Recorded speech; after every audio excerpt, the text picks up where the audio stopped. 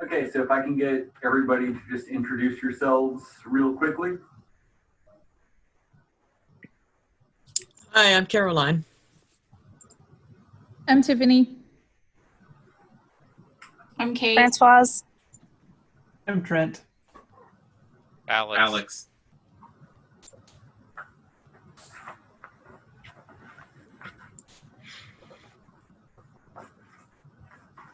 Hopefully you guys can all see me okay.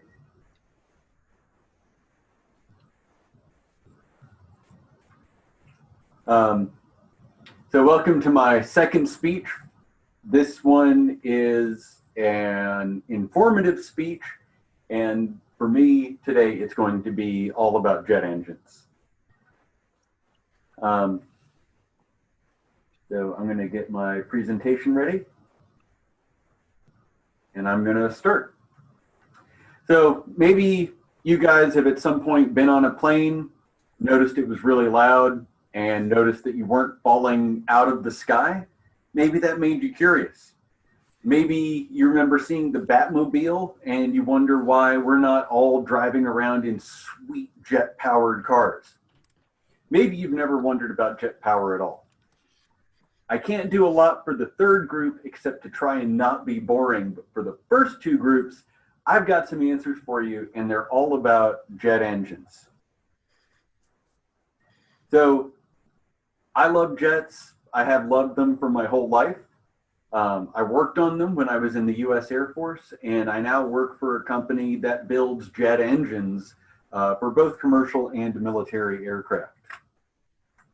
Today, we're going to talk a little bit about the prehistory of the jet engine, early jet engines, and then the modern jet engines that kind of power the world right now. But before we can get to right now, we're going to head back to the 1930s.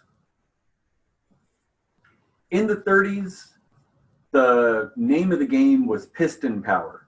Those were engines that are built basically just like your car engine. They work the same way, except they're attached to a propeller and not to a set of wheels that provide the force. According to American Decades Primary Sources, Volume 4, the real limiting factor on performance of propeller aircraft is the fact you can only spin those propellers so fast. Once the tips of the props hit the speed of sound, they stop working right, which means the rest of the airplane doesn't work right. It's really important if you're trying to build an airplane to chase down other airplanes or to escape from other airplanes that are trying to shoot you down.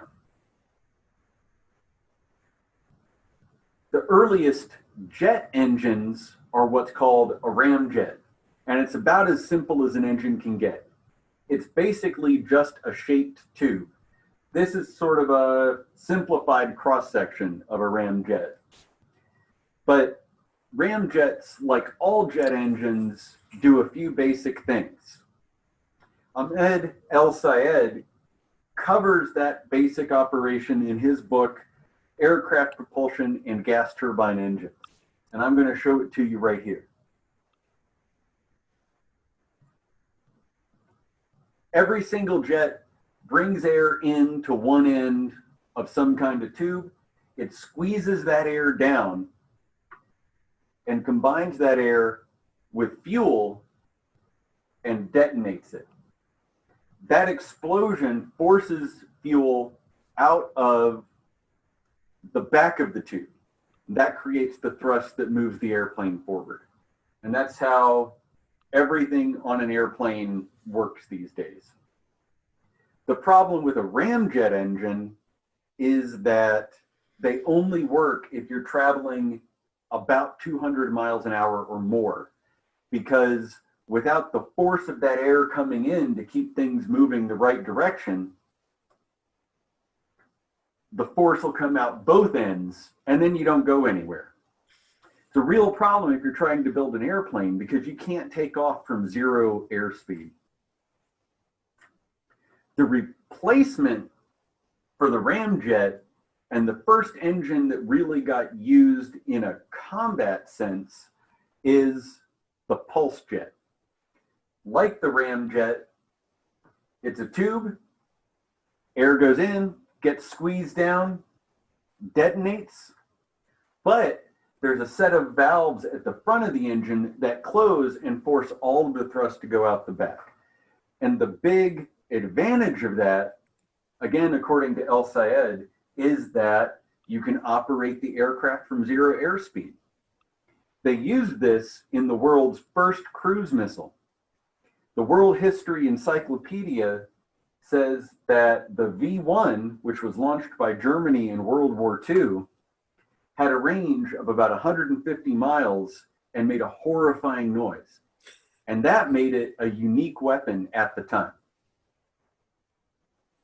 But none of those engines gave people the speed and utility that the jets of today had. So engineers kept working. One of those engineers, Frank Whittle, came up with the design for the engine we use today, and that is the turbojet.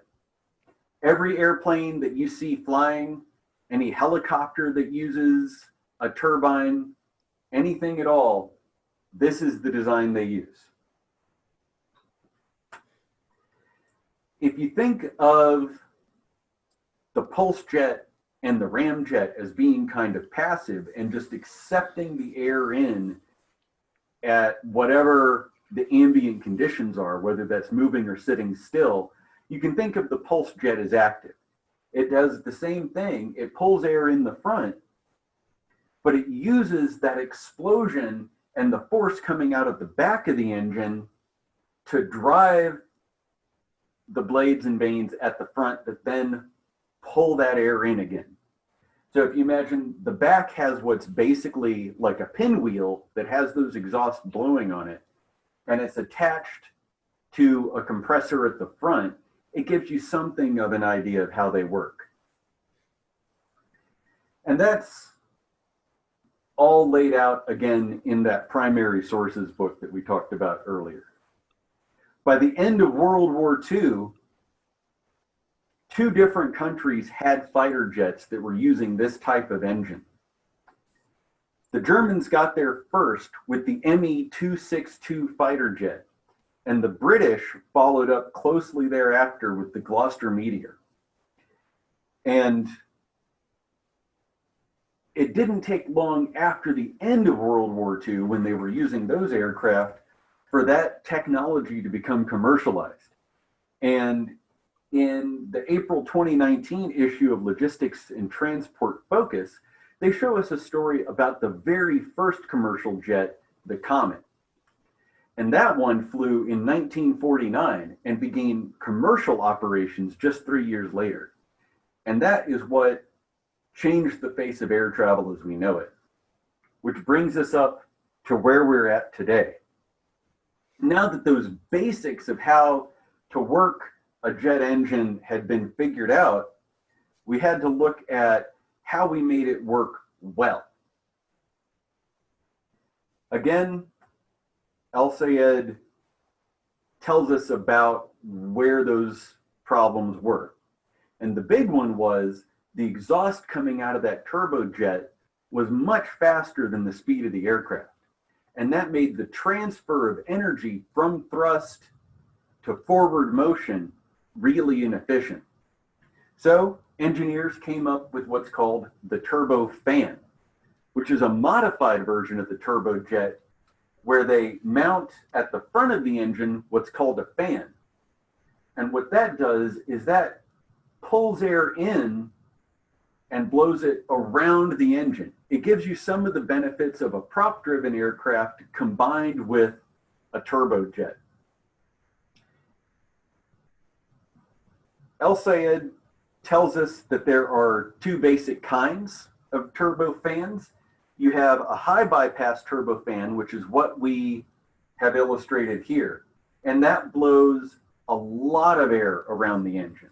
This is used in subsonic aircraft such as heavy lift aircraft, commercial airliners, things like that. Most of the thrust comes from that air going around the engine.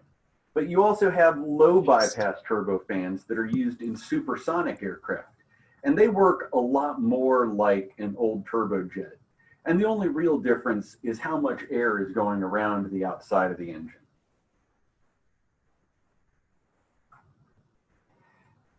Modern companies are still working on these efficiencies.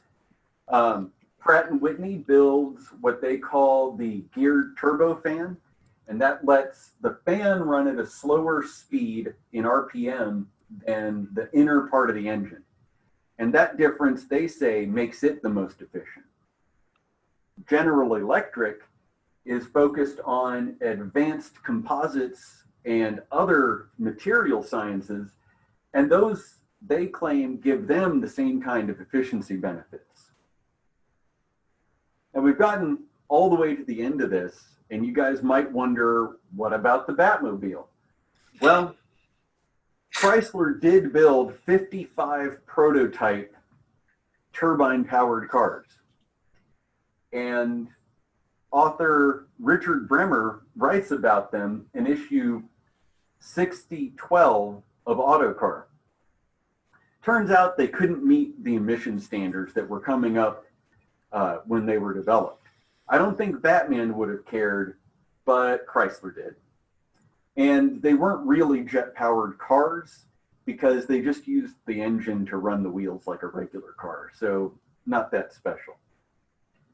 I hope you guys enjoyed learning a little bit. I know it was really fast, but the history of how we went from pistons to simple jet engines to modern jets and the efficiencies that we've gotten there. I